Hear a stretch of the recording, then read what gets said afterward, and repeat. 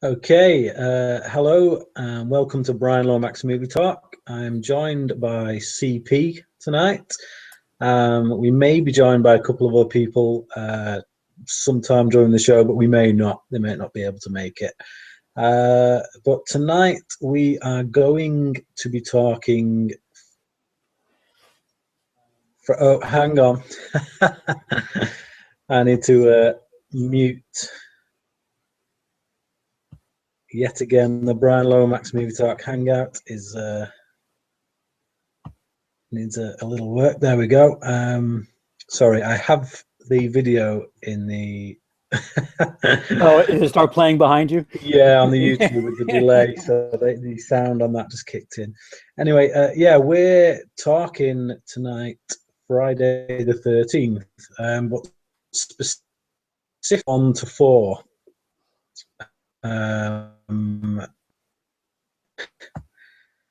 So doing some faffing. There we go.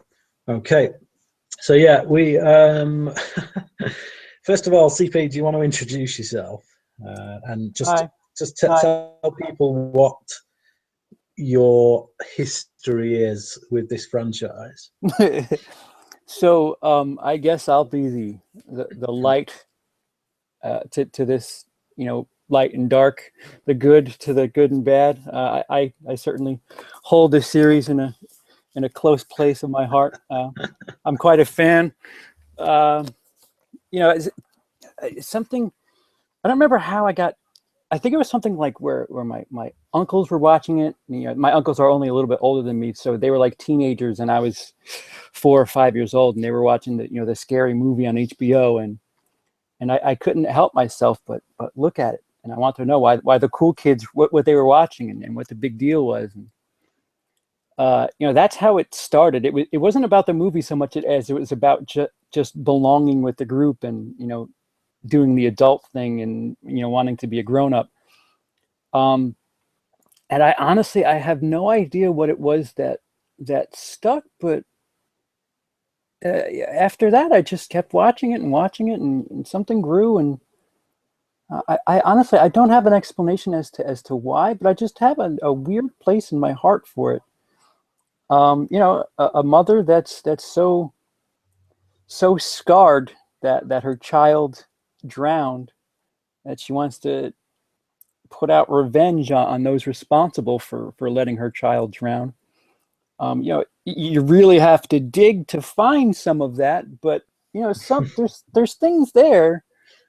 And I don't, the further away from part one you get, the less something you have to hold on to, and it becomes more of a, like candy. It's not. I always like to compare movies to food, and a great film is a steak. Friday the 13th isn't really. There's no carbs or nutrients in Friday the 13th. It's it's a candy bar. It's it's not good for you, but some people think they taste good. So that's the closest analogy I have. I like eating candy, and I like drinking crappy soda, and that's basically what Friday the 13th is in the food analogy of film. Well, now to the accident. my history with this franchise, I mean, obviously I'm not the fan here of the two of us, obviously. I mean, I'm not a big, I'm not a big horror fan in general, but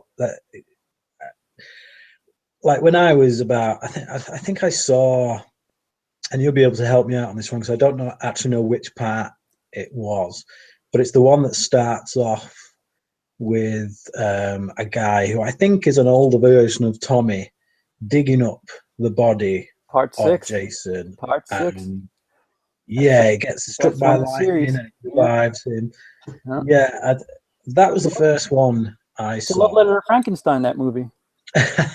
it legitimately is. There's a bunch of references and stuff. Homage. Yeah. Oh yeah, I forget that I'm talking to a genuine film fan. I say things I'm like, oh wait, no, you'll get laughed at for saying that. Don't say that.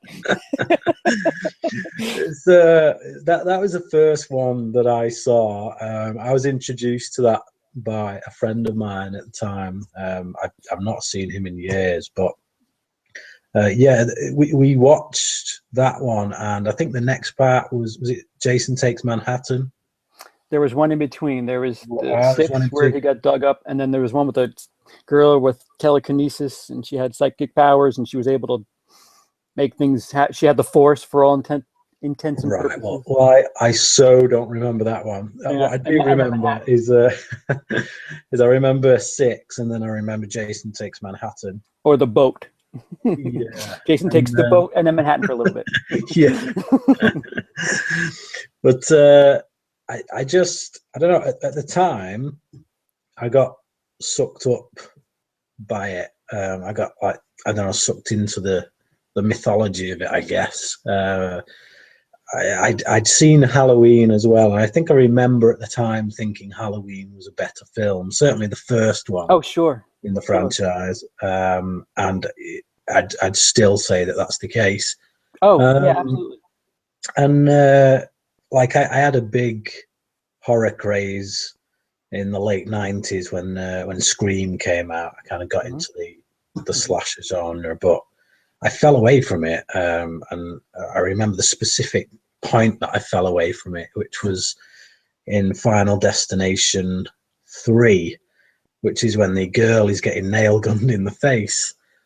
And literally, like, I had this kind of, I don't know, it was like a moment where I was looking around the cinema screen. It was a full screen, and everyone was laughing at this girl getting nail gunned in the face. And it's just suddenly dawned on me that what have we become? What have we? We're all sat here laughing at this horrific event, but yeah, I kind of fell away from horror after that. But for whatever reason, this week. I did a bit over in the UK. I don't know about where you are, but we have this thing on Now TV. It's kind of like you get movies stored in a box, and there's many different variations on it, but they've got the first 4 Friday the 13th movies on there, so I thought I'd give them a watch. Now, I didn't actually watch the first one. I saw that about a year ago, so I thought I'd watch parts 2 to 4, and I did that this week. And I just figured, why not talk about them, and why not talk about them with someone who obviously loves the franchise. So no, maybe it's good. It's good that we. I mean, and what's odd is I have a bit of a, it's like my one, guilty pleasure vice or whatever. Like, I can talk to you about symbolism in American Beauty, or I can talk to you about how many kills are in Friday the 13th. It's like the one thing where I know I shouldn't like it, but for some reason I do. It's really bizarre. I'm sorry. I don't know if that was a complete thought, but I'm just trying so hard to defend myself. I'm really a film guy, I swear. The thing is, it's like, I think you kind of hit the nail on the head, which is that this franchise, to me, certainly by part 3, I'll give part 1 and 2 their due, their certain amount of credit. 6 out of 10. They do make the first 2 parts do make some attempt at like a mythology, a character development kind of thing. But certainly by part 3, you are literally just into slasher territory. Let's get a group of teenagers together who fit all the various molds and just kill them all throughout the course of the film. So I don't know. I guess start with part 1.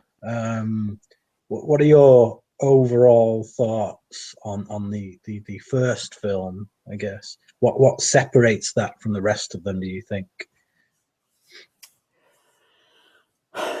Well, Sean Cunningham it was a cash grab. It was, you could say as much as you want trying to give the film credit, but you know, he had a title. He didn't have a script. He didn't have anything. He had a title. He had Friday the 13th. Let's work around that, which is, name me one great film that was just a title and they worked from there. So, you know, it was a cheap, you know, a Halloween ripoff. They were just trying, I mean, what we have today, like Paranormal Activity, things like that, you make it for $100,000 and you pray for $1 million, and that, you know, that's really it. It was supposed to be some sort of cheap Halloween ripoff, and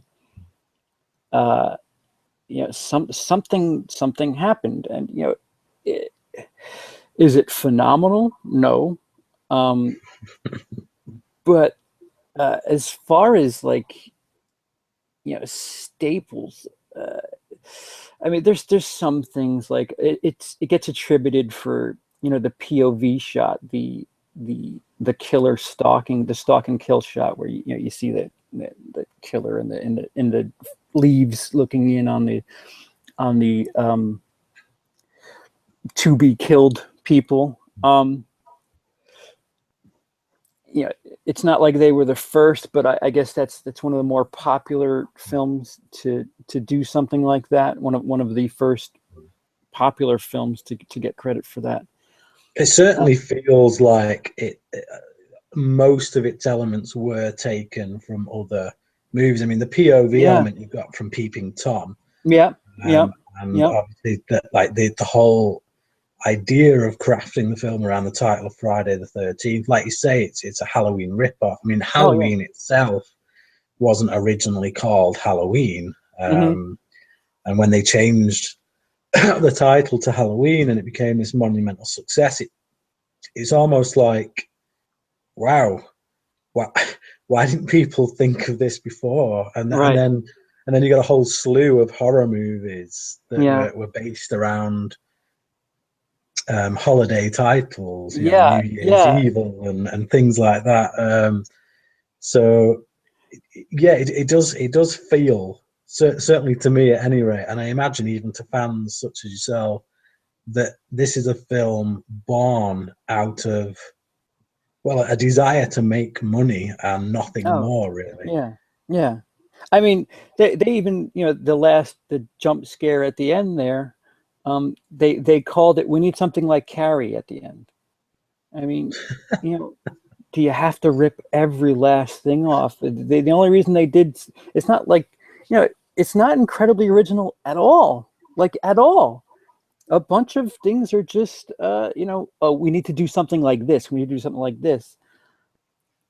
You know, it's, if you're a fan of the series, if you're a fan of the film, and you try to give it credit for originality, you're just in the wrong ballpark. It's not, you know, it's not incredibly original, but there's something there. I mean,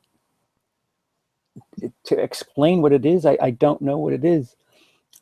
We were talking before we got started, you know, one of the things that got me, and this isn't on the first viewing, you know, there's this the story, the little subplot, so to speak, the mother who's you know, so affected and torn and hell-bent on revenge that you know, these camp counselors allowed her son to drown, that she's going to go and avenge him. You know, there's something there that a lot of people cling to, that, you know, it's just a mom. Anybody with a child in that situation would feel something similar. Whether or not you do something extravagant as, you know, just wipe out an entire camp full of counselors is another thing. But, you know, it's not that you condone it, you understand it. And maybe that's like, and I don't even know, like, I'm reaching for a maybe here. But there's, you know, something, and then in the reversal, once you get to the sequels, it's a kid that witnessed his mom get murdered, and he's avenging her death, and it's, you know, you get further and further away from that. But, you know, 1 and 2, it's kind of, you know, it's, you really have to dig, and I'm reaching, of course, but, you know, it's a mother-son relationship, and mom loved her son. She wanted to avenge his death, and son loved his mom, and he wanted to avenge her death. And then it gets gruesome. It does feel something akin to the Norma Sure, Bates sure. relationship from Again, Psycho, not I original. think. I mean, Sure. again, so many callbacks, and Psycho, of course, being Mhm. the original slasher film Sure. that started them all, I would argue. Mhm. But I do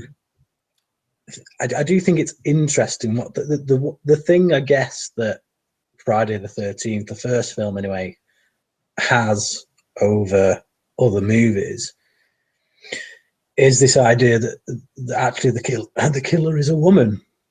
Oh, Um, yes. and like even going back to Psycho, yes, he was motivated by the relationship with his mother, and the psychosis that resulted in that from that. But we never really got female serial killers on screen. I certainly Mhm. can't think of one before this. Yeah. Yeah. That was done to such a level, for a slasher film. And for me, that's where the film got interesting. But Yeah. on the other hand, as well, one of the things that I don't think the film did particularly well is setting her up, because like the film plays like a murder mystery, but Yes. she's never she's never kind of offered up to us as a candidate, Right. amongst all the other people. She just, like, when we learn that she's the killer, that's also the first time that we're actually introduced to her in Sure. the Yeah. Yeah. film. So for me, I think they could have strengthened the film a great deal by having her come into it much earlier on, and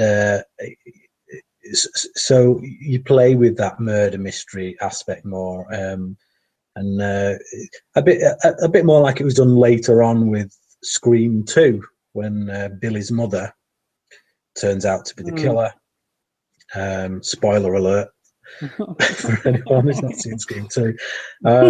But do you know what I mean? It kind of comes out of nowhere at the end. I like the idea. I like what they're going for, but again, I just feel that because the attention was mainly on a cash grab, as you say, maybe Yeah. not as much thought went on to fleshing out the script as could have done, which is a Oh. shame, because there is actually underneath it all a pretty good concept as far as slasher movies go. Yeah. Yeah. Yeah. There's moments. I mean, it's like you said that there's a couple of things. There's uh their ingredients. They're just not, they're not put together and baked really well. It's just, oh, that could have been something that, that if you just done a little bit more with that. Yeah. I mean, she literally gets introduced. She's like the savior to Alice, and you're like, oh, just some random lady's going to help her, and then the villain reveal, the monologue from the villain kind of comes out, and um I mean, there's a bunch of things that, I mean, there's the lighting in the film. There's so much. I mean, you could say that it's for horror's sake, but the film is just so, they cut so many corners in so many different areas. Um, I don't if it was a, I and this is coming from the fan. Some of this stuff could be by accident, like, it's the fact that they actually had something, a little bit of a story, something to cling to, could just be an accident. It was a cash grab. They've gone on to say that, they were just trying to make some money. I think Cunningham actually said there was something else he wanted to do, and he was just trying to get money for that. And little did he know, he backed into this mega franchise. Um, because it's not a movie like Halloween, where Halloween, you have this story. Friday the 13th is more of a,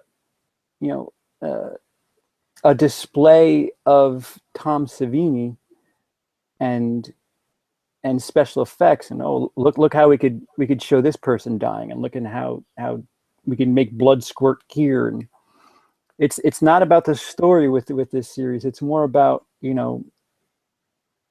the interesting ways that someone could be murdered.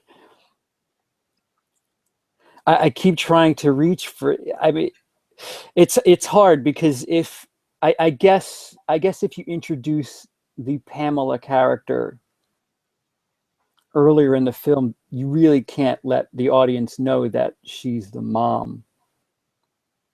Or actually, maybe, because you don't really know about the boy, that she tells you about the boy at the end. Maybe. I see. I think they could have, because again, going back to Scream 2, Mm-hmm. you never know that she's the mum until she reveals it at the end. Right. She's there. Right. Somebody can tell that story about the mother so that you know she exists, you know it's a thing. And she's kind of infiltrating the gang, so to speak. And then to have her reveal herself as the mother at the end, rather than just like out of the blue. Oh, by the way, here I am, I'm the mother, backstory in a big monologue, and it's like, whoa, this is all new information. Whoa, what? This thing's gonna end in a minute. What's going on here? What do you think of the ending? Because the ending obviously is very famous now. It's one of the, it's the scene I think that most people talk about when they reference the film, which is Jason coming up out of the water at the end. Obviously, when we get to the second film, we find out that this is a dream. Yeah. But I don't think Cunningham was really setting this up for a sequel, was he? No, and again, it was we need, and he used the word carry. We need that carry ending. We need one more jump. There was no reason, it was, I'm gonna say it was a coincidence that it was Jason, and it ended up being this leaping point for a sequel. They just wanted that one last scare, and Lake, hey, let's have the kid pop out. It's happy accidents. I don't know what you call. I mean, I'm taking so much credit. I'm trying to be as hard as I can on my little series here. But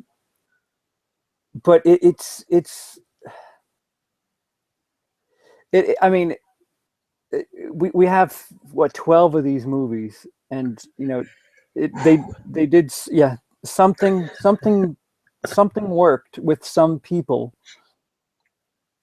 and the fact that it's a dream. Go ahead. I'm still trying to. I love the ending. I keep catching myself, and I want to call it something big, but it's not that big. It's crucial for the history of horror, but that's about it. They're never going to have an homage to Jason jumping out of the water at the Academy Awards. So let me just. If they hadn't have done the sequels, do you think people would even remember the first film? I don't think so. I honestly don't think so. I mean, Carrie, your, maybe it's hard to say. Carrie, you remember the blood. I mean, Exorcist, you remember the puking. Well, there's a couple parts of the Exorcist. Let me take that back. But Halloween, there's not a moment that you remember from Halloween. You remember Halloween. maybe it could be one of those things. Like I said with Carrie, you just remember the blood. It could be one of those things where if it was just that, you would just remember the water, the kid coming out of the water. At least I think. Just give a shout out to Skinslip, who's joined us in the comments. Hello. Hey, Brandon. If you're going to give a rating, then out of 10, what would you give the first one? I'll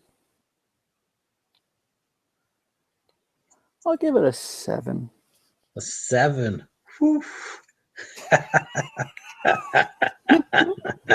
Here it comes. Okay. Go ahead, you Brian. curious? Are you curious? Yeah. How far below 5 are we going here? No, not that far below 5. Just the 1. I'd give it a 4 out of 10. Okay. Yeah. Okay. I think it's got. You kept watching, huh? That's impressive. Yeah. It's got interesting ideas. I'll give it that. And given that I've seen it well after the slasher genre of horror has literally been done to death, and I've seen every cliche under the sun. The fact that it still held my attention it is enough, despite the bad acting and despite the cliches and the happy coincidences that kind of turned it into a classic for some reason to a lot of people. I'll give it that pass. I'll give it a 4 out of 10. But that brings us on to the second film, which starts off obviously with this. Wait. I'm sorry. Let me cut you off here. Let's just stick with one for a split second. I'm really sorry. You're admitting that there's stuff there. There's pieces to it. Let's just say that they wanted to redo it again, and instead of go straight slasher, they want to either go like a television series and have it be like a mystery, or go like a Silence of the Lambs type, like a more of a serious type thriller type thing. What do you think, to not even to get like respect, what do you think should be needed or done to make it a film, a genuine either film or television series? I think the key to certainly the first 2 films is that relationship between Jason and his mother. Yeah. That's where all the psychology comes out of, and we'll get into that a bit more as we go into the second film. But I don't know if you've seen the TV series for Bates Motel. I own the first series and I have not watched it yet. Oh, you need to get it watched. I don't watch many TV series. I just don't have the time. But that's one that I watch. Okay. I've just watched the second series. Okay. I'm going to pick up the third series soon. But I love what they've done there with the mythology of it. It's one of those ideas. When I first heard that they were doing this kind of prequel series to Psycho, which I think is a classic. It's a great movie, the first one. I just thought it was a really bad idea. And then when I heard that Freddie Highmore was playing Norman Bates, I thought, well, actually, that's a good choice. I can see that. And when they announced Vera Farmiga as the mother, I thought that was a damn good choice because she's a fantastic actress. And as good as those 2 actors, as good as you can imagine them being in those roles, they are.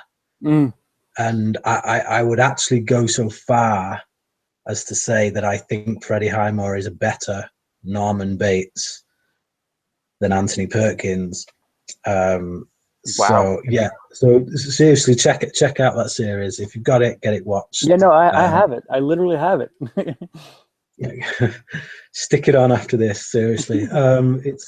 but like I think if you're taking Friday the 13th down the TV series route, then I think it's that relationship between Jason and his mother that you would need to explore.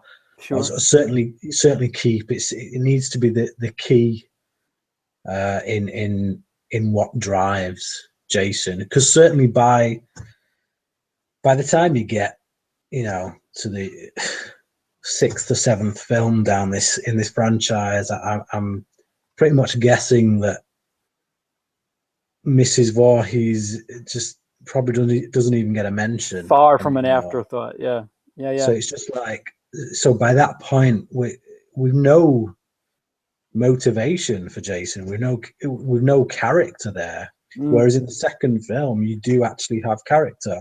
Yeah. It's very thin. It's not like really deep character study, but there's enough there to carry the film. There's enough there to keep my interest.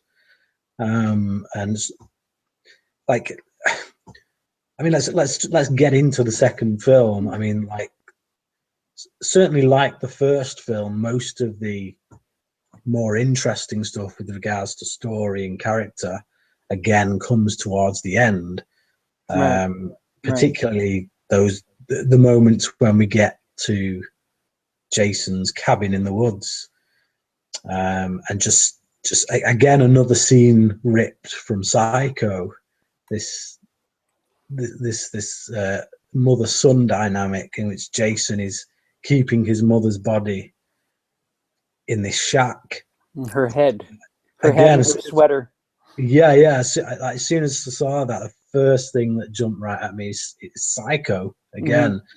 And that's the most interesting aspect of the film, of the character of Jason. And when that's gone, as we'll find in the third film, it's the only thing you can do then is introduce the teens that Jason is going to slash up. Give them a story, give them an arc. Yeah. But the problem with that is that we don't care about their arc. As far as we're concerned, they're bait, they're fodder.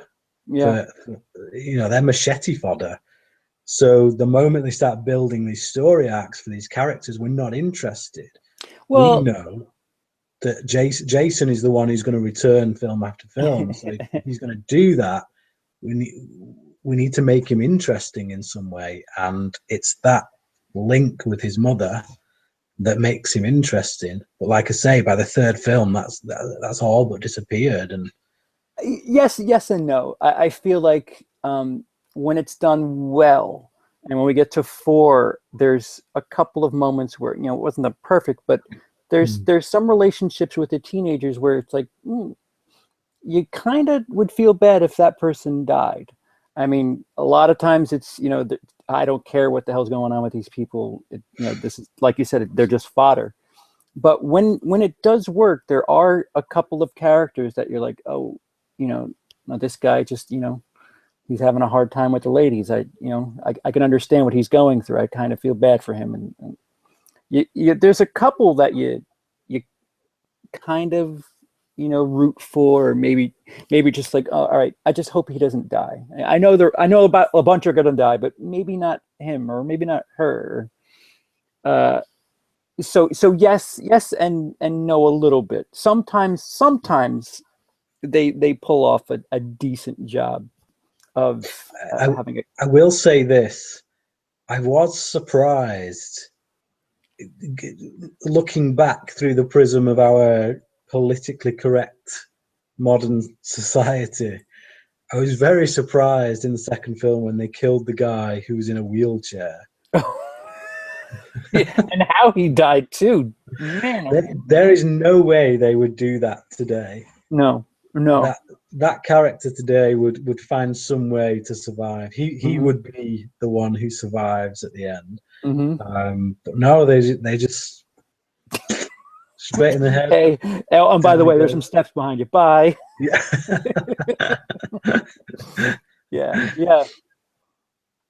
But I mean, if nothing else, the film, it's kind of a reflection of the culture of the time. The fact that it is so politically incorrect, that the fact that they are prepared to kind of treat everyone the same. They're all equally equal deserving. opportunity. Yeah. Equally deserving of being killed by Jason. Yeah. So in that respect, I kind of give it credit. It's almost refreshing. Sure. Yeah. Yeah. It's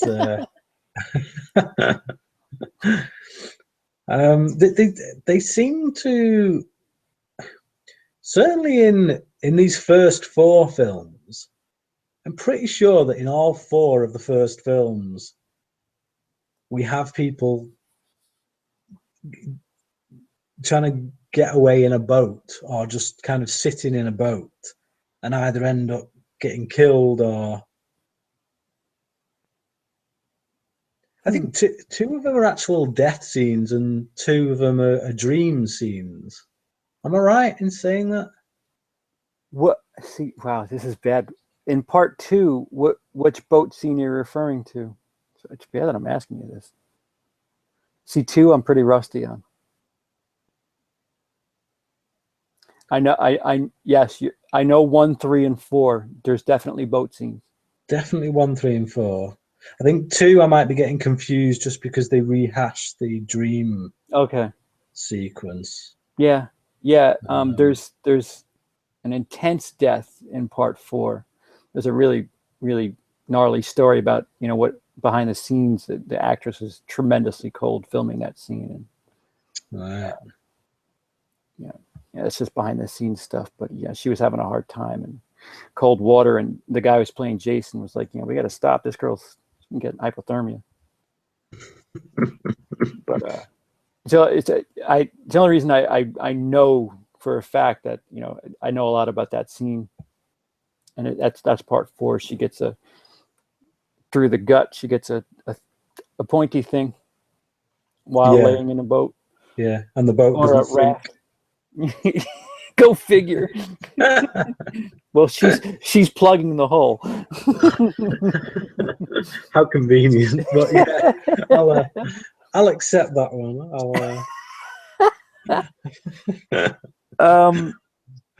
And then 3, more of the same. She's trying to get away. She's paddling a boat, and then you get a maskless Jason in the window. But I think you're right. I think that's another dream sequence, though. Yeah, I guess I'm just. I think I'm just sick of the series. I'm sick of scenes in this series that end up being dreams. It's like how many dream sequences can we have where people? Yeah, because we have the one at the because the second film ends the same way, doesn't it? And then we learn, obviously, like in the second film, he jumps through the window and grabs her, and then at the beginning of the third one, we learn that actually no, that was a dream as well. And the third one's a dream too. She gets taken away in a car. Yeah. And you know what? The fourth one was not a dream because that was the final chapter they wanted to. Yeah. And apparently they shot an alternate dream sequence for the fourth one. So like that was supposed to be a thing, I guess, where they were just going to have dream sequences at the end, and thank God they stopped doing that. But you're right. What do you think of Jason in the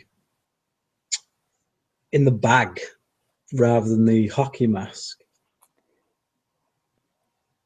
It gave him a bit more of a I don't know, like a. I think it's a little more scary, to be honest with you. A little more, anything. Like it could just be, anybody just grabbing a potato sack, cutting a hole in the eye, and kind of a backcountry you know, A another bit reason not. Deliverance. Yeah, not to go in the Deliverance woods. meets Elephant Man. Yeah, and I want to give it some extra credit there, but I sincerely doubt it's anything like that, other than just the guy wants to cover his face because he sort of looks Elephant Man-y. But it is. It's a bit more. I don't want to say charming, but I mean the mask, the hockey mask, is so iconic. So it's so strange to talk about the bag as something that's kind of unique and neat. And plus there was only the one eye hole, and it was just like, well, wait, why is there only one eye hole? What's going on there? Why not cut yourself another eye hole? Yeah. I mean, the intrigue behind it was. See, I could say, it's literally a blank canvas, and you could, he's just there. You could put your own. There's an obvious psychology there with Jason, which differs from Michael Myers in the respect that he feels he has to cover his face because he looks so ugly, and it's that's brought him to this point of psychosis, I guess. Whereas with Michael Myers, like in the first Halloween film, when we eventually see him take the mask off, or the mask gets ripped off his face, and he literally, you can see he's desperate to get the mask back on, but his face looks fine. Yeah, he just looks like a regular Joe, and it's almost like he needs that mask in order. It's almost like a personality that takes over him, and he can't kill without the mask because, I don't know, it hides him, I guess. I mean, that's why they call him the Shape, isn't it? In the credits on that, he's never actually referred to in the end credits of Halloween as Michael Myers. It's always the Shape. It's this evil. Whereas with Friday the 13th, with Jason, it's purely about covering his hideous features.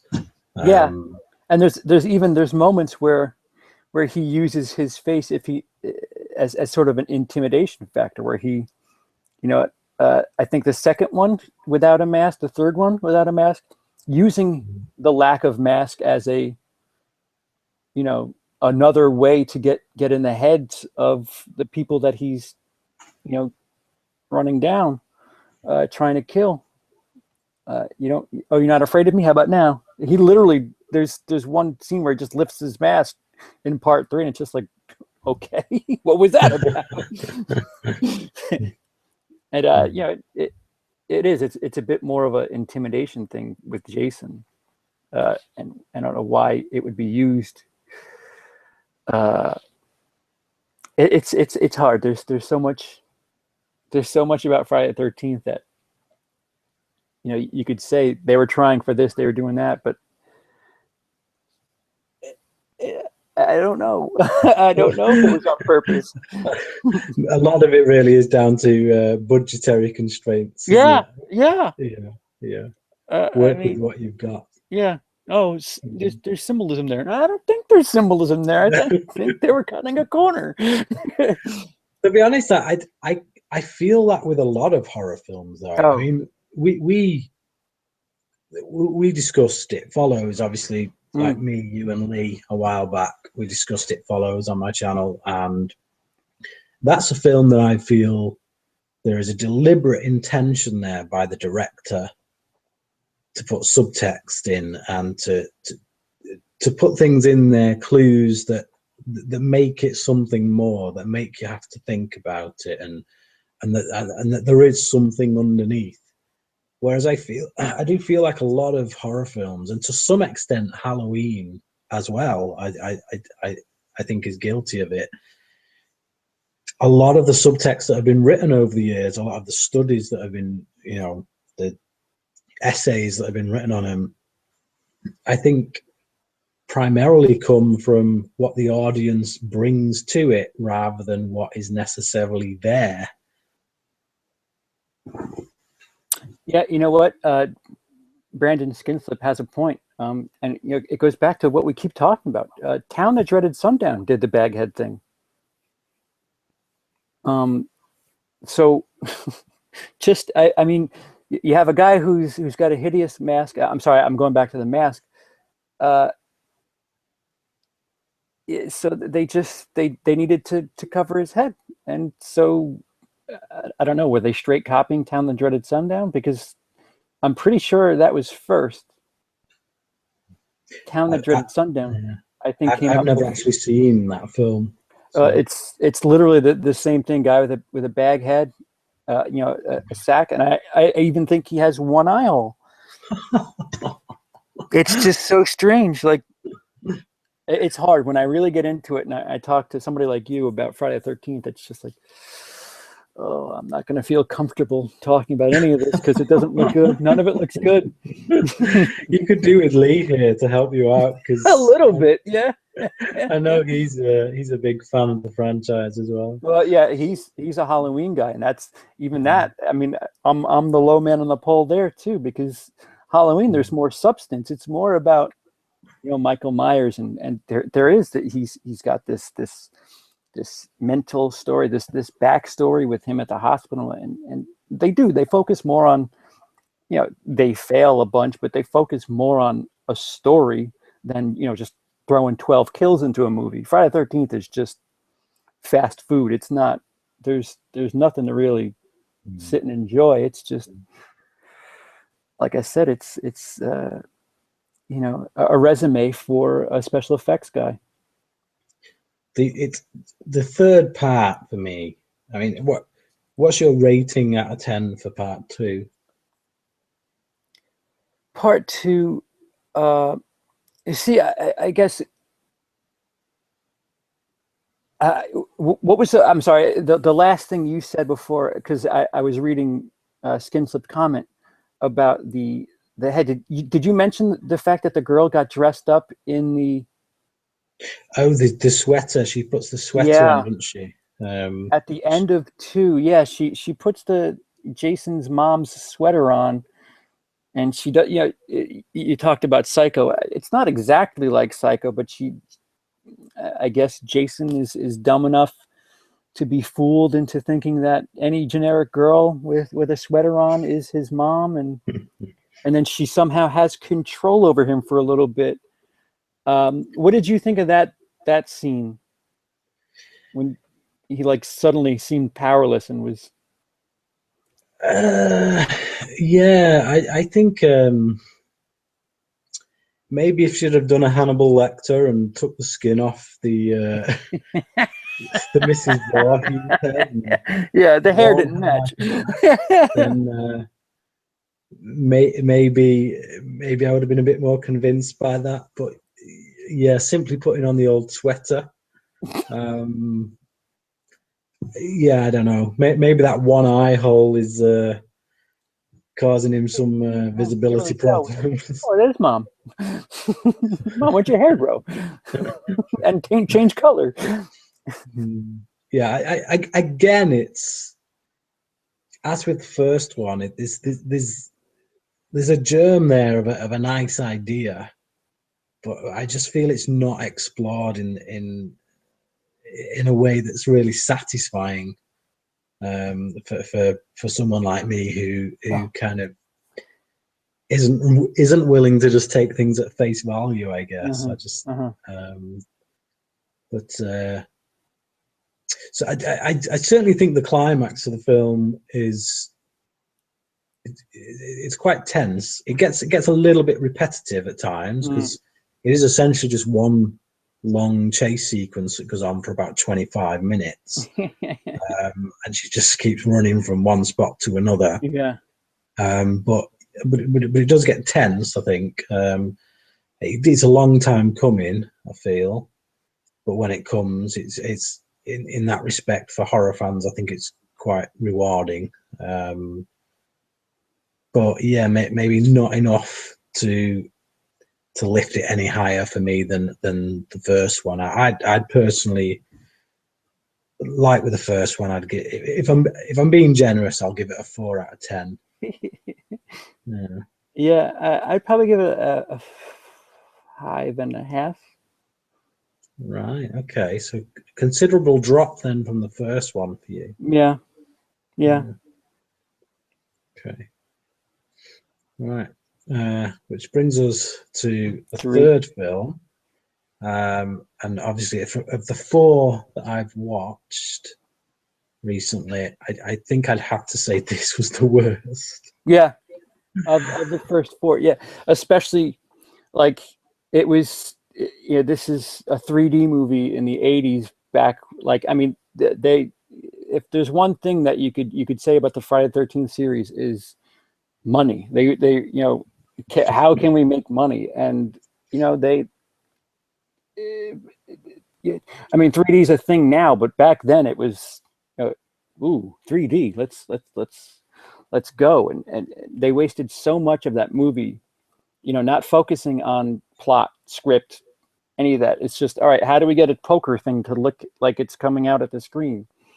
There are some really random moments in that film that don't, like, you have that guy just playing with a yo-yo, Yeah, so they can like flip this yo-yo into the yeah. screen. And It's like, so disarming. It's just like, yeah, it's like, it's clearly not a film that was shot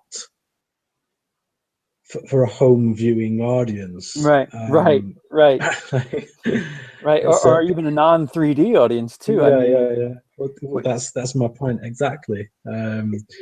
It's like I could understand Jason's kills being in 3D, like yeah, knives coming to the screen and that kind of thing, where yeah, it's just pitchfork, random moments with yeah, yo-yos and juggling and things like that.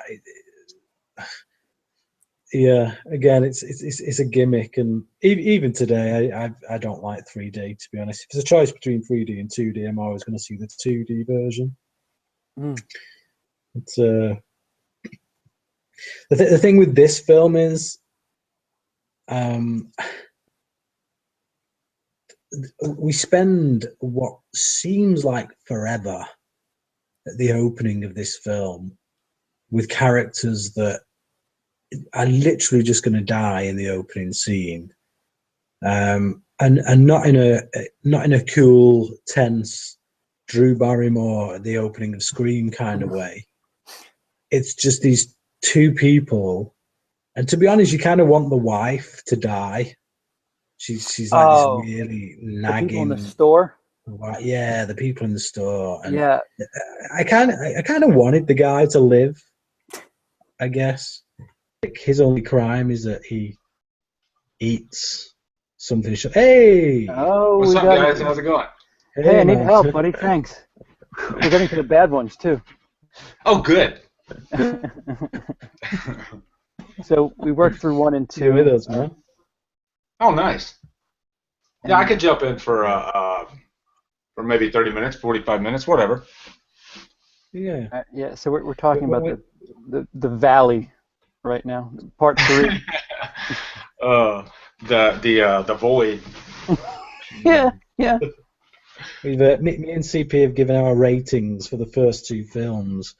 Out of 10, what would you Yeah. give the first and second film? I like the first one actually. I like it because it's like its own separate entity, and as just a standalone slasher flick with a kind of a whodunit. I don't know. I've always enjoyed the first one. It's not my favorite, but I'd probably give it a 7 out of 10. And the second one definitely probably 8.5 out of 10. Wow. I You love like the the second second one. one better than the first one? I do, yeah. I like the second better than the first. See, I put them as equal to each other, equally Yeah, what'd you bad. give them? And Boys. CP rated the first one higher Yeah. than considerably higher actually than the second one. So the curve, part 1 is a 7 because Yeah. both Lee and I gave it a 7. And part Yeah. 2, I think thanks to the curve, it jumps over the 5 mark now. Well, part 2 kind of has that's the first Jason movie that I saw. Before I saw him in the hockey mask, I saw him in part 2. And I remember out of all of them, that's the one that scared me the most. You know what I mean? Like that one, because I was like, I don't know, maybe it was like 10, 11, something like that. And just, Jason there was nothing like tongue-in-cheek about him at that point. He was, Oh yeah, just a crazed killer, really. Yeah. And that, so at least it got under my skin, and I thought he was scarier than his mother was in the first. And to me, the part 2 is probably the, I don't know, the creepiest Jason. Creepy is a good word for part 2. There's no supernatural element there as well. No. Which I liked. You still felt that there was a chance that they could kill this guy. Yeah. Whereas by the time you get to certainly the end of the third film, which we're currently discussing, yeah, he's just become a Michael Myers clone. They saw Michael Myers couldn't be killed, and they thought, oh, well, if we're going to get sequels out of this guy, we need to do the same. We need to make him indestructible. And money. If he's dead, we can't make money.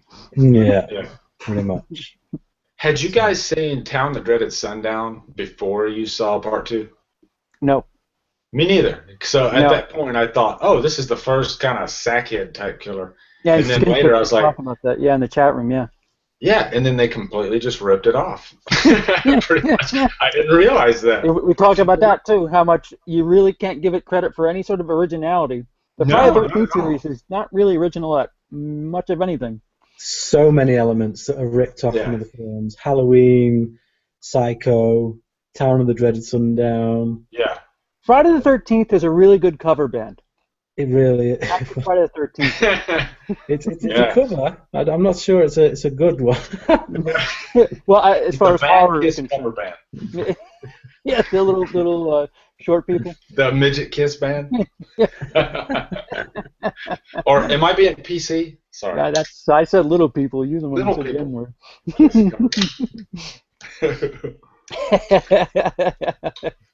But yeah, that's probably not to get you guys off track or anything. But yeah, as far as part 2, yeah, I still like it. I mean, now when I put part 2, part 1, really any Friday the 13th next to Halloween, it's a whole different ballgame for me. At least the first Halloween. You know what I mean? The rest of the Halloweens, yeah, they kind of fit in that whole. But the first one's special. Well, we kind of touched on it a little bit. Where, I mean, Halloween, even the rest of the Halloween. I mean, well, Friday the 13th they focus on slash and kill. Like it's not about the story so much as it is, all right, how is Jason going to kill this person? Yeah. Halloween. What's that? I liked H2O. I'm gonna say. Oh, H2O. Here we go. Yeah, H2O is probably one of the most debated entries in the Halloween series, just because. Well, you got the killer. The guy who plays Michael Myers, he's kind of pigeon-toed, and then he wears 4 different masks throughout the whole movie, if you count them. One of them's a CGI mask. So, if you're really into this series and you're watching it and you know that, it just kind of messes you up. And then you got the score. The score is completely different than any other because it's more. They went for more of a like an orchestral type score, which I don't think really fits in a Halloween movie. But I mean, yeah, H2O's got some good things going. I love that element of putting Jamie Lee Curtis 20 years later against Michael Myers. That alone is just the best concept ever. But I just thought everything around it kind of. So yeah, but not to get you guys off track. My second favorite Halloween film. You're not alone. Actually, a lot of people love H2O. A lot of people really dig that. Yeah, and I don't dislike it. I definitely don't dislike H2O, but I don't know. I'm more of that like darker, grittier type of Halloween film. So yeah, what I was going to say was Halloween focuses more on Michael and the story of what's going on with him. I mean, they can go 45 minutes without killing someone, and they're not really worried about that. They're more about, all right, well, what's going on with Michael? And Friday the 13th, you just will not. That will not happen.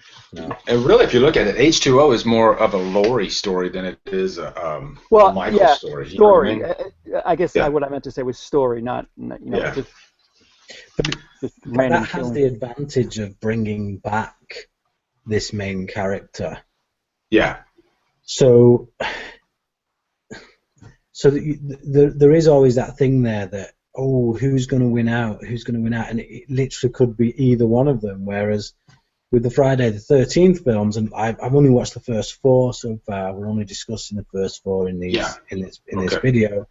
I just feel that you're never in any doubt as to who's going to win with these, because so far throughout these first 4, it's been the same formula. You get a bunch of idiotic teenagers together who all fit different stereotypes. They all have sex, and then they all get killed, and it's like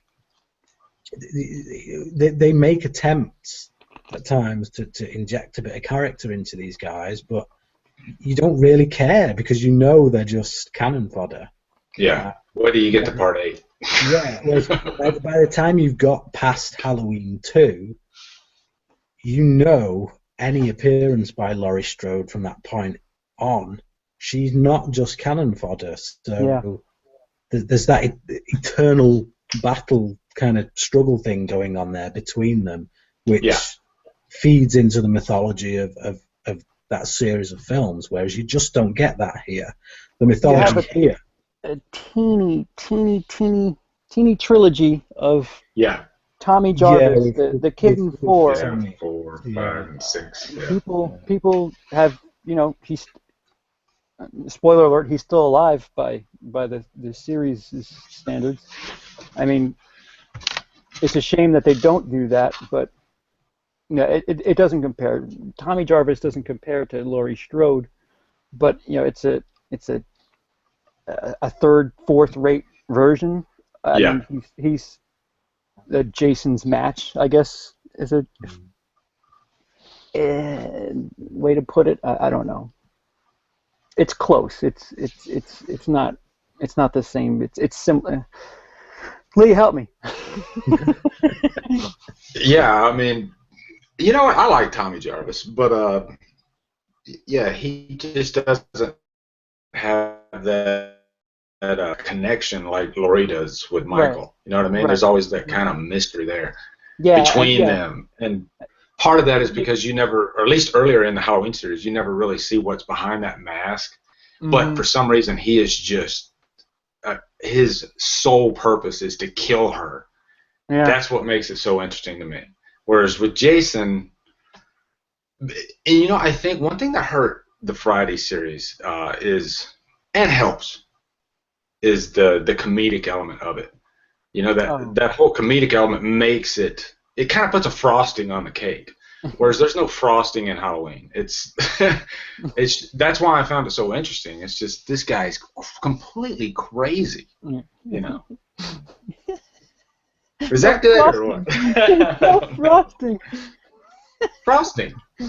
Yeah, just a slice of bread. What are you guys' overall thoughts on the third film? Because for me, from these first 4, I definitely say it was the weakest. Yeah, and it's really weird. Like, it's just really, they do things for the sake of 3D. Like the characters over characterized, like we were talking about before Lee got in with the people in the beginning in the store. They're just so annoying and over the top, and there's nothing to like. It's really bad when it's really bad, and it's not that great when it's good. I mean, I think the last 20 minutes or so are okay by Friday standards. What I love as well is that this film actually takes place the day after the last one, so technically this should be called Saturday the 14th. There's a bunch of that. Should be called Sunday the 15th. Yeah. Kiss all that continuity stuff goodbye as of right now, especially in the Friday series. 3, 4, 5, 6. Yeah. I mean, you have decades that go by that don't make sense, and is it like the character from the 4th film as well? They kind of set him up to be the I don't know, the big protagonist of the film in many ways. He comes to avenge his sister, and he's camping out in the woods, and Yeah. it's like, Except it was 2 days ago. yeah, if they'd have made seriously, why not make his sister the character from the first film, or a character from the first film? I don't know. Then you instantly get rid of that continuity problem.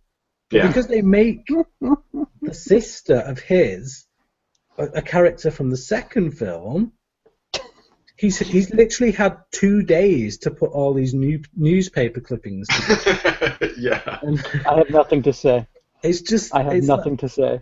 You can't. Yeah, you Oh, can't man, explain it. It's just a big flub. That's what it is. lazy writing. Yes. Yes. Oh yeah. And What I Friday the will 13th? say, No. what I will say about the fourth film is it's actually quite beautifully shot. Yeah.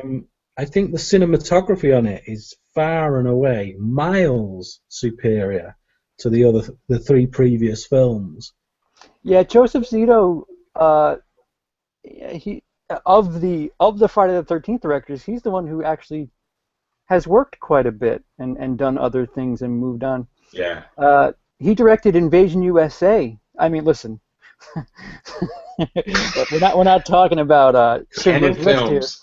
Yeah, but Joseph Zito, for what we're talking about here, is you know, he's the Spielberg of the series. Yeah. What are we doing? What is happening What are we here? doing? He's the prowler. Yeah. You know what? Let me go ahead and talk about this. Joseph Zito is probably my favorite director out of the whole franchise. Mm-hmm. And like you said, Brian, the cinematography. If you've seen my reviews, you know I love 4. 4, I think, is on another level as far as the rest of the series go. I mean, you had a director that had a clear vision, you know, ignoring all that continuity stuff in the background, but you could tell that he wanted to put out something special. Plus, this was the final chapter, you know what I mean? He was wanting to kill Jason, really, you know? But also, I love the characters in 4. Crispin Glover, just him alone makes 4 like so much better character-wise. And That then dance sequence. oh, it's the best.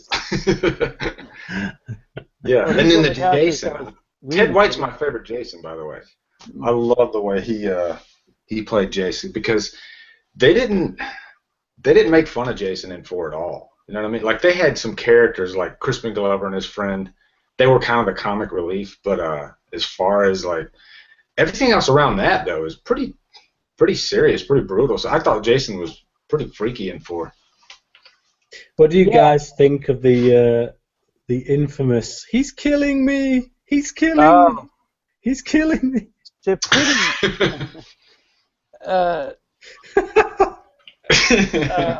That's in 4. Yeah, that's in 4. What's that guy's name, by the way, the hitchhiker? Because I think of the hitchhiker from the Clay.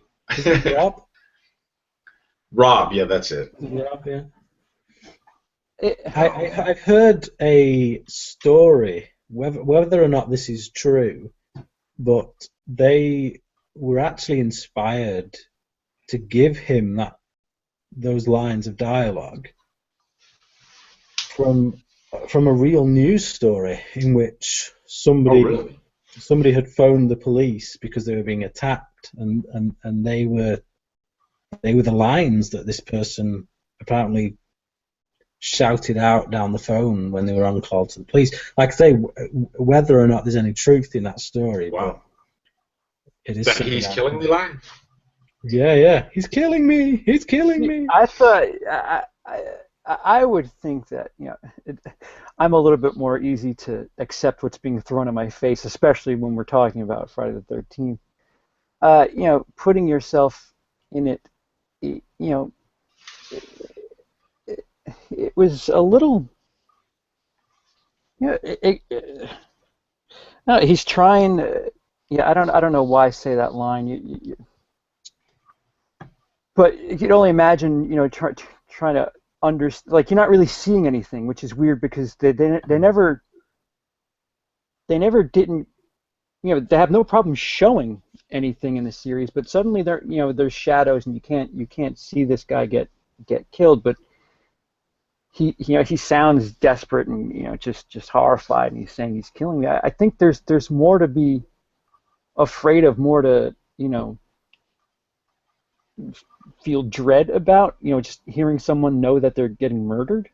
Yeah. I mean, just that's imagine, me. put yourself in that situation, Yeah, and to be the girl, like needing to run because his last effort was to save her and let her know that he's definitely dying. Yeah. I've never really dug so deep into like a killing, or like a Jason killing, because most of the time they're just kind of, something to have fun with. Yeah. So if anything, I guess they were trying to make it like, what would it be like if you were really in that situation? I think that puts you closest to that. Like, what would you say if somebody's stabbing you? You know what I mean? Like, most of the time you don't know what you're saying yourself. So maybe that's what they were trying to do with it. So do you think that line of dialogue actually makes that scene a bit creepier then? Yeah, I think so. Maybe a little bit. Yeah, I guess so. I never really think about it, because at that point, too, you're like near the end of the movie, so. Because you don't see it, do you? You can't really see a thing that's going on during that scene. It's in total darkness. I think that's why it works, because it's dark. You don't see what's going on. You just kind of hear it, which I think is always scarier. Right. Like I said, it's not like it was too gruesome or something. They've shown so much in this series at that point. So it's not like you guys can't see this because something crazy happens. Well, we've seen plenty. We just saw some guy get a cleaver, a wine thing through the hand and then a cleaver to the head. Yeah. So, I mean, I don't think whatever was happening was too gruesome. I think it was a new angle or a new aspect on a kill. Well, Brian, were you totally laughing during that whole scene, or what? It just really threw me off because it was just.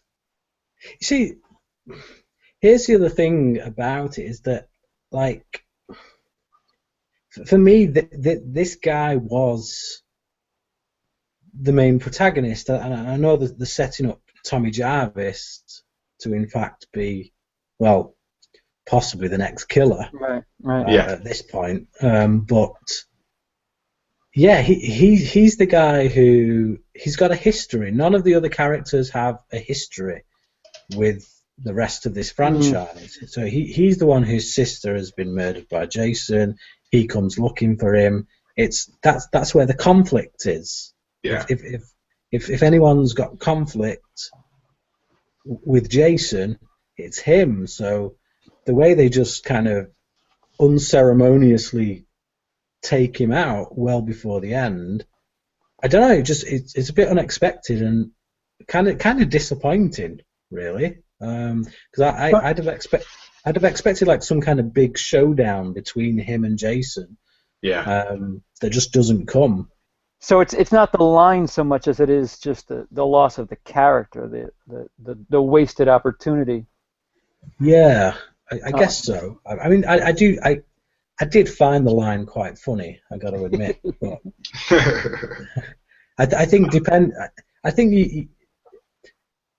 I do think there'll be people who when they watch that will actually find it quite creepy, because I think they'll maybe delve into the psychology of why would someone say that, and then it might play on the mind a bit. Whereas me, I was like, why would someone say that?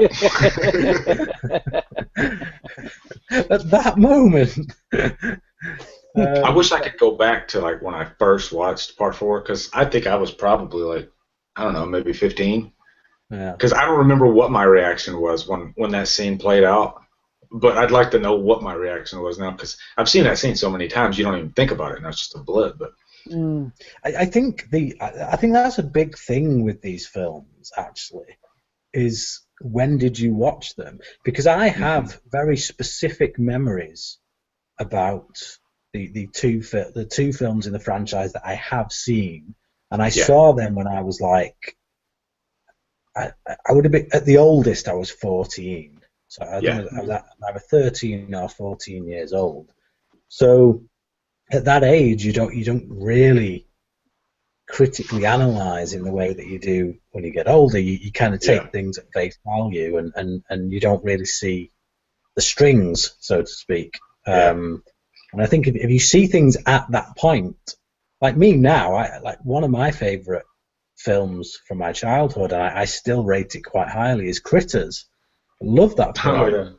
I've never seen that, actually. But if I'd have come to that, I saw that when I was 10, and it really stuck with me, and I just watched it constantly and wore the videotape out. But if I'd have come to that film fresh at the age I am now, would I still like it? Would I still get from it what I do, or is it purely based on nostalgia, on memories? Does it take me back to, you know, that time, I guess, when I saw it? And I don't know. I think that's a thing with particularly this kind of horror film. Most people who are big fans of it saw it when they were kids, when it was forbidden fruit, so to speak. Yeah. Forbidden fruit. You definitely hit on something there, because, you know, us three, our generation, we grew up on VHS.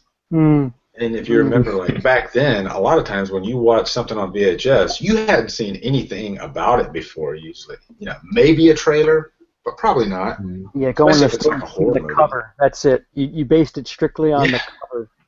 And there was something special about that, you know? Like, that's what's great about those old... I think that's one of those 80s slashers. They're still around today because there's that huge nostalgia, you know, with the whole VHS era. I miss it, actually. Yeah. You look at them now as well, and they're really quite tame by today's standards. Yeah. I would actually like to go back and watch the Friday movies on VHS. Just to do that and like do a series of videos, because I still have like a VCR in my attic. And I'd like to like pull it down and just do like, I don't know, like a live VHS commentary. That'd be kind of cool. Fix the tracking. Bearing in mind that obviously you know where the story goes after the fourth film, but forgetting that for a moment, do you think that it would have been a good idea, maybe, to actually go down the route of Tommy being the new killer in the franchise? Because we did come into this franchise with Jason not... Jason just wasn't there. It was Mrs. Voorhees, and then we moved from her to Jason. So why not, you know, a couple of movies down the line, move from Jason to someone else? Do you think that... Because, like, they tried with Halloween, obviously. They wanted to, like, do it as kind of like an anthology type thing, where actually with each movie we get a different story. And they tried that with Halloween 3, and it didn't work. But maybe it could have worked with Friday the 13th, where you move from killer to killer, I guess. How would you have felt, I think, is the question, if they'd have gone down that line with Tommy taking over as the killer? Horrible. No, I don't think that'd be a good idea at all. The reason being is because Jason is just such an iconic... Like, if Jason was just kind of a, you know, just your average slasher, then maybe, but because Jason is really an icon, and we see it in Part 5. Part 5 was hated because Jason wasn't the killer. And even though you got a guy in a mask, you could say it's Jason if you wanted to, because really that's what... If you were deaf and you were watching it, it'd look like a Friday the 13th movie. But the fact that you know that it's not Jason, it just pisses you off. And that's because he's such an iconic character. That's my take on it. What about you, CP? I'll have what he's having. Basically, this is the thing. I mean, seriously, they did. I mean, it wasn't Tommy, but they did try to continue. Oh, I got him too. I don't know. Have you seen this, Lee? Oh, that's awesome. Mama's boy, I love it. Yeah, but that's my point. It says Jason Voorhees. It doesn't say Tommy Jarvis, or it doesn't. You know what I mean? It doesn't say that wacky ambulance driver. It doesn't say ambulance driver. Yeah, it's for some reason, in the two short films, 3 and 4, that hockey mask, that thing became a trademark. Yeah. People don't. There's tons of people that probably haven't seen Friday the 13th but know Jason. They know what Jason is. And it's weird.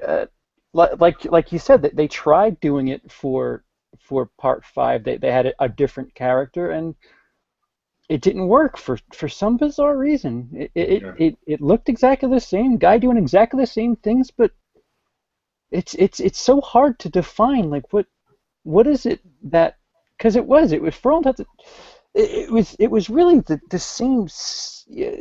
same formula. At least it was guy, hockey mask, killing people. So that is essentially the route they go, because I've not seen part 5 yet. Good luck. Yeah, good luck with that. So that is actually the route they take, it, is it? Oh, spoiler. Yeah. You don't know that. You don't know that in 5, but yes. That's a brutal spoiler. I apologize. No. It's all right. It's not exactly a franchise I'm holding in high esteem at the moment. Yeah. So I would say that you pretty much know immediately, though, that it's not Jason. Like, you don't know who it is. It's definitely a whodunit, but you don't know that it's. I mean, you don't think it's Jason. Am I right on that? They do have that little flirtatious thing where it's like, oh wait, is Tommy doing this? What's going on here? Yeah. There is that. You know more. Yeah. Well, Brian, I'm so sorry. I didn't even think about it. We've talked a fair bit about 4. Before we give our ratings on that one, we've not really said a right lot about 3. Does anybody want to say anything about 3 before we come to? I'll chime in. I think 3's got some. It's got the worst actors, or arguably the worst actors. But it's got one of the best Jasons, Richard Brooker. I think he's just got that that whole Jason physique down. He's got that walk down, and definitely when he took off the mask, he's probably one of the creepiest looking Jason. So if it wasn't for Richard Brooker in 3D, 3 would probably be one of the worst of the Jason. But thankfully, because of those, it's not. And you'll see that later, Brian. And it does have a really good third act. I will say that, like CP said, part 3, really good third act. There is a genuinely creepy moment, I thought, which is when I could never remember the characters' names in this franchise because they're all so generic. Jill, Tommy, Chris, the woman who gets in the boat at the end. Yeah, waitress 3. And there's a bit where she wakes up and she sees Jason still in the house. Yeah, and he's tapping on the glass. That's a creepy scene. And that bit when he's just lurking out the window and then he comes running down, he seems like, I don't know how much stock you can put in the acting talent of someone who just has to wear a mask and run around stabbing people, but certainly the physicality of the guy playing Jason in that moment, the eagerness within him to get to her and kill her. He's almost got a giddy excitement to get down there. Yeah, he does. It's actually really, it is quite creepy. He is creepy looking, Richard Brooker.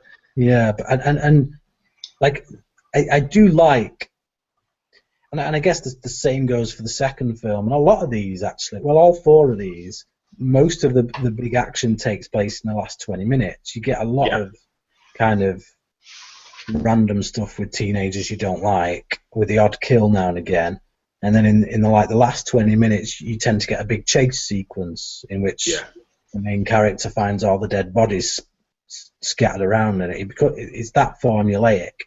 But I do get a bit of a thrill by that point. It's been a bit of a slog for me getting to that point. But once we're in those last 20 minutes, I am being moderately entertained. And I think the last 20 minutes of the third film does do that quite well, if not as well as, say, Part 4 and Part 2. Yeah, it does. I also like there's a couple of good kills in 3. Like, everybody remembers the guy walking on his hands. That is such a great kill. I really love that kill so much. Oh, man. You don't really see anything in that. You don't actually see... No. But if you slow it down, too, you can actually frame by frame it. Yeah. And it's beautiful. I mean, the way it's done, it's great.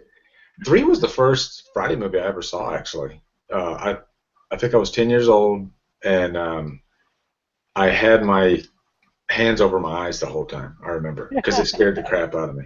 But I remember the when Jason squeezes the guy's head and the eyeball pops out. Because I peeked through my fingers during that one scene, and that's what I saw. And I remember I just had nightmares like you wouldn't believe. So 3 holds a special place in my heart. But yeah, what do you think about Shelley? Go ahead. Which one's Shelley again? The prankster. Yeah, the guy who gives Jason the mask. Yeah. Basically. Yes. Responsible for the trademark, basically. I like a lot of the characters. I find him to be a little bit grating. Maybe not as much as some of the others, but I don't know. He does play that nerdiness up a little bit too much. Yeah, I think. And again, a lot of that is down to the heavy-handedness of the script and the fact that we really are working with untrained actors, shall we say? And it's not, I think he is the definition of untrained. They found him on the street.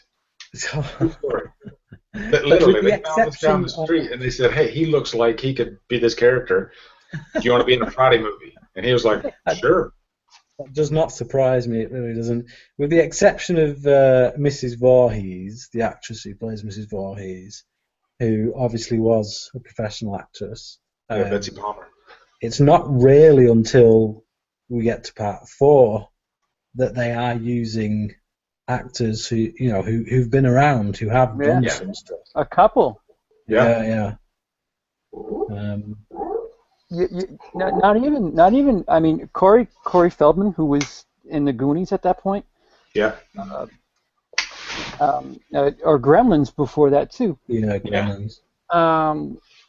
Crispin Glover. A few things. His friend also had the lead role in Last American Virgin, which came out a couple of years before that. I mean, again, a canon film, not a great big deal, but it's not it's not nothing. Yeah. It just like I say, if you look at Part 4, I think the writing in that film, as with all of them, lets it down because we're playing through formula. We're trying to recycle the same formula, and that really does bring it down quite a lot for me. But on the plus side, it looks better than any of the 3 previous films. It's got better acting than any of the 3 previous films. There's a bunch of stuff going. I mean, like there's even subtle stuff that's going on in that movie, like the shot of Jason in the morgue, with the breath. Yes, it's a little shot, but it's. Yes. I mean it's impressive. It's good stuff. Not much to it, but it's good. And it's so quick as well. Yeah. It just it's like if you blink, you miss it. So to the point too. Yeah. It's all you need to know. And there's some good stunts as well, like when the woman jumps out of the top floor of the house. Oh, yeah. And it's in slow motion, and you see the rain coming down. It's shot really nicely, really beautiful. Like I say, if they paid more attention to the script rather than just trying to rehash the formula of the previous ones, I genuinely think I would be on my way to giving this like a 6 out of 10. On my way. Maybe a 7. Maybe a 7. I'm so afraid to give my number. I know, me too. Me too. I'm gonna let you go first, CP. Yeah, we'll do the third film first. What do you think for the third film? The third one, see, the third act is what sticks out in my head. I always forget that the first 2/3 is like. But I will give it a 5.5 again. 2 and 3, I'll pair up at 5.5. Lee? 3, I'd probably give a solid 6. Now, if I'm comparing it to Shawshank Redemption, oh yeah, 2. We're on a different scale here, guys. Okay, come over here with me. yeah. But yeah, it's gonna be probably a 6, maybe 5.5, something like that. I rate these based on the genre, so I look at other films like Halloween and Scream and those kind of films, and yeah, just the third film for me is the weakest, and I've already given 4 out of 10 to both the first and second part. This is the weakest. So I love this. I'm going to have to give it a 3 out of 10. That's not that bad. That's generous, I've got to say. Yeah. Oh, yeah. What about the fourth film then? Lee, we'll go with you first for this one. Oh man, I'm gonna tell you, I love the fourth one. I probably give it on a slasher scale. Probably give it like an 8.5, maybe a 9 out of 10. I'm gonna leave.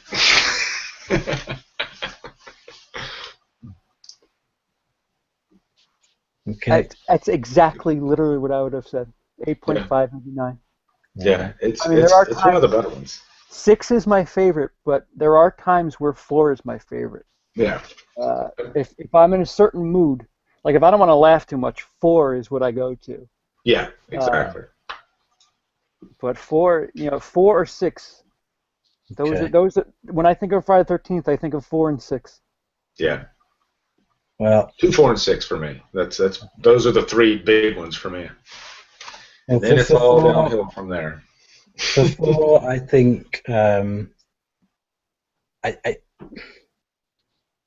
do think it's the best so far. It's like I say, that's mainly down to the way it's directed, the way it's shot, the increase in the quality of acting. So still not a great film for me, just because it's too formulaic, but it is better than all the others. So I'll give it a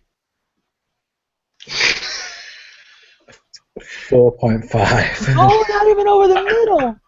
Yes. Oh. Brian, have you seen Sleepaway Camp? What's that? Sorry. Have you seen Sleepaway Camp? I've not. Oh. You want to talk about bad numbers? Oh man. Right, and on that note, guys, please just tell people who you are, where they can find you. We'll sign. Go ahead, oh, this is too much fun. Okay. Yeah, I'm Lee from Drumdums. Yeah, we got to do this again. We got to do this for 5 through 8. Yeah. Oh. That'll be a good one. Ryan's not going to make it. There's no way he's going to make it. I know. I'm holding out for part 6. You've promised me. If you're giving 4 a 4.5, forget everything I just said. I know. Forget everything I said. Ugh. Oh, and I'm CP of Wili Like It Reviews. Yeah. Brian, have you watched all the Halloween franchise yet? I watched them all years ago when I was into my slasher phase. I watched Halloween films. Well, yeah. What would you give Halloween? The first Halloween. And then H2O. I'd give the first Halloween an 8 out of 10. Okay. And I'd give H2O possibly a 7 out of 10. Wow. Okay. Okay.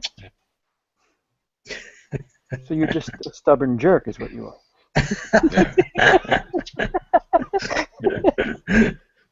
You know, just to say something about H2O,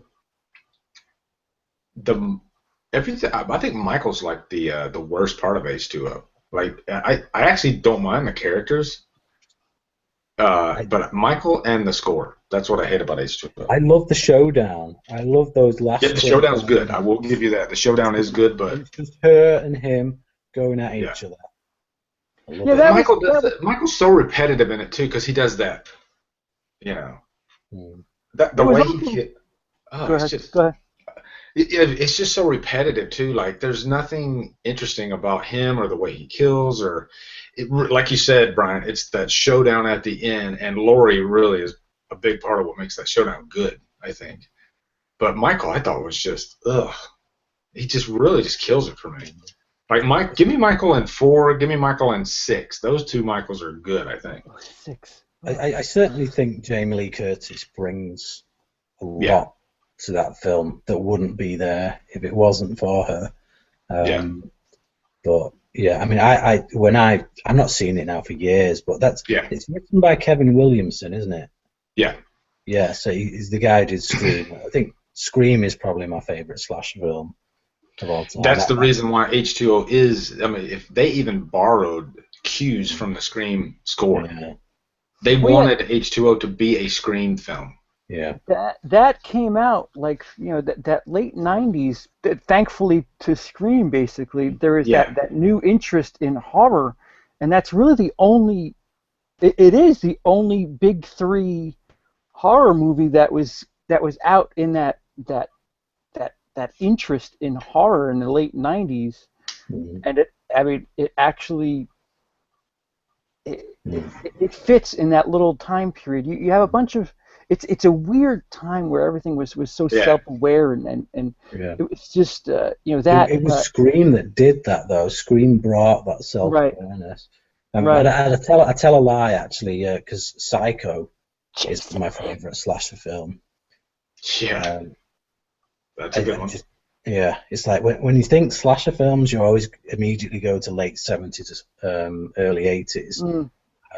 Or you go to the revival in the late 90s. But actually, for me, it began with Psycho, and that is still the best of the slasher films.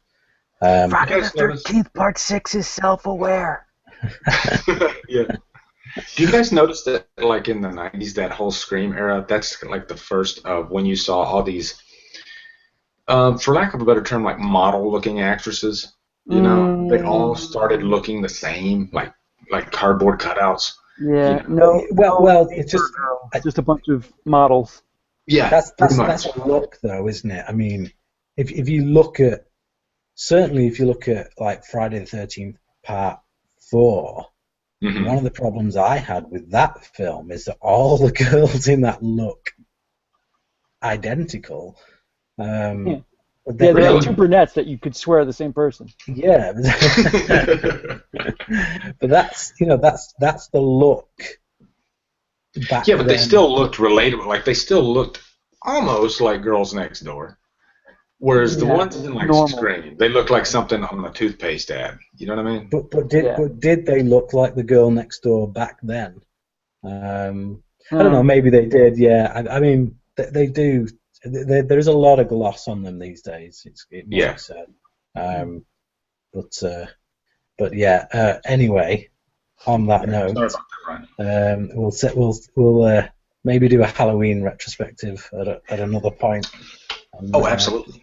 And go into some other aspects of the genre. But for now, thank you for joining me, guys. Hopefully we can do parts 5 to 8 if I survive them. Yes, if you survive. To anybody else watching this, thank you for watching, and please tune in again next time. But for now, goodbye.